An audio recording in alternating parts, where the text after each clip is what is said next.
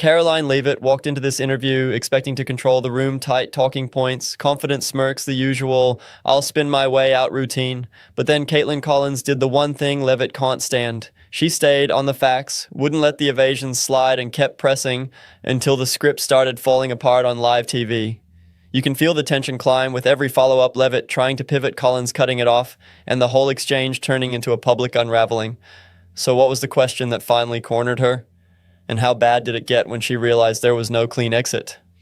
Let's roll it. One, on the freeze in federal funding, who advised the president on the legality of telling government agencies that they don't have to spend money that was already appropriated by Congress?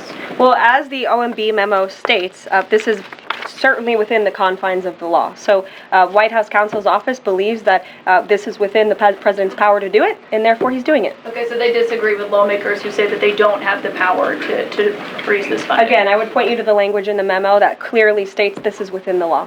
And on what happened on Friday night, the administration fired several inspectors general without giving Congress the 30-day legally required notification that they were being fired. I think only 2 were left at DHS and the DOJ. And then yesterday we saw several prosecutors, I believe 12, fired from the Justice Department who worked on the investigations into the president. As you know, they are career prosecutors, therefore they are afforded civil service protections. How is the administration deciding which laws to follow and which ones to ignore? So it is the belief of this White House and the White House counsel's office that the president was within his executive authority to do that. He is the executive of the executive branch, and therefore he has the power to fire anyone within the executive branch that he wishes to. There's also a case that went before the Supreme Court in 2020, Scala Law LLC versus the Customs,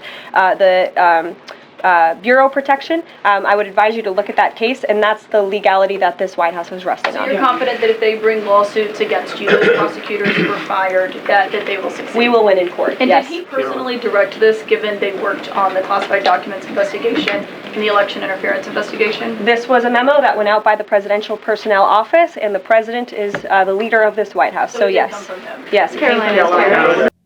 What makes this Kaitlan Collins-Karoline Leavitt exchange so brutal isn't that it turns into a screaming match. It's the opposite. It's the calm, methodical way Collins keeps pulling the conversation back to one simple point. Words mean things, laws mean things, and you can't vibe your way through accountability. Leavitt's entire media posture is built for friendly rooms and fast-moving segments, deliver a polished headline, pivot to a bigger culture war frame, accuse the press of bias, and end with a confident flourish that sounds like certainty. It's a strategy that works when the interviewer lets the guest set the pace. But Collins doesn't do that here. She slows it down. She repeats the question. She asks for specifics. And that's where the cracks show. You can almost map the stages of the breakdown in real time. First, Leavitt tries the classic dodge, answer a different question than the one that was asked. Then she tries the reframe, make the story about the media, Democrats, activist judges, or some vague enemy that's easier to attack than the actual facts. And when Collins refuses to chase that shiny object, when she keeps returning to what was said, what was done, what the legal requirement is, who made the decision, Leavitt's tone shifts. Because the script isn't built for a room where the host won't move on. This is the thing a lot of political communicators hate, follow-ups. Not because follow-ups are unfair, but because follow-ups expose the difference between a talking point and an answer. A talking point is designed to sound complete.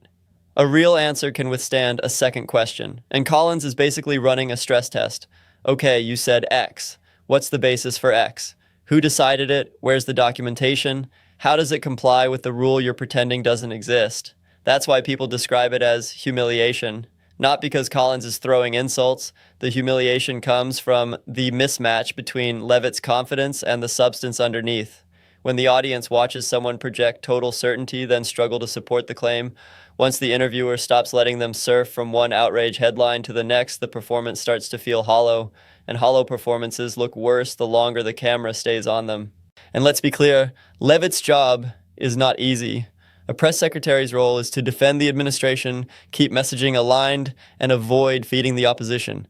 But there's a line between defending your boss and treating every question like it's illegitimate. The second you start acting like the question itself is the problem. You're telling the public you can't handle scrutiny. You're also telling the room you're not there to inform, you're there to dominate the narrative. That can energize a partisan audience. It does not hold up under a real interview. Collins, to her credit, uses the most devastating tool in journalism, patience. She doesn't need fireworks. She lets the audience watch the evasion happen. She lets Leavitt finish the pivot and then calmly circles back. That didn't answer it. It's conversational judo. The more Leavitt tries to muscle the conversation into a scripted monologue, the more Collins' restraint makes that monologue look like a dodge. And the political implication here is bigger than one awkward segment. This is what happens when a political operation builds its entire public strategy around speed and spectacle. Fast claims, big labels, moral certainty, constant outrage. It works as long as the environment is controlled, friendly hosts, short-time windows, and an audience primed to cheer the vibe. But put it in a slower, tighter format with a journalist who won't accept "trust me" as a substitute for proof, and suddenly the strategy looks like what it is: message discipline trying to impersonate transparency. If you're watching as a viewer, the most important thing to notice is not which side you like, it's the mechanics. When Leavitt can't answer directly, she tries to turn the exchange into a culture war performance: accuse, reframe, dismiss, move on. Collins refuses the invitation and keeps it in the realm of verifiable claims. That's why the tension escalates, not because Collins is being aggressive, but because she's not giving Leavitt an escape hatch. So here's the takeaway. This clip is a reminder that the easiest way to cut through propaganda isn't to outshout it, it's to slow it down. Ask the question again. Demand the specifics. Don't let confidence become a replacement for evidence. Because once the audience sees the difference between a polished line and a supported claim, the spell breaks. And that's why moments like this travel. People are tired of being sold slogans as answers. They want to see whether the person behind the podium can actually defend the substance when the room stops applauding on cue. In this interview, Collins doesn't win by being louder. She wins by refusing to move on until the talking point either becomes an answer or collapses. If you want more breakdowns like this, where we pause the spin, rewind the dodges, and translate political theater into what it actually means, hit like, subscribe, and tell me in the comments, was this a fair interview?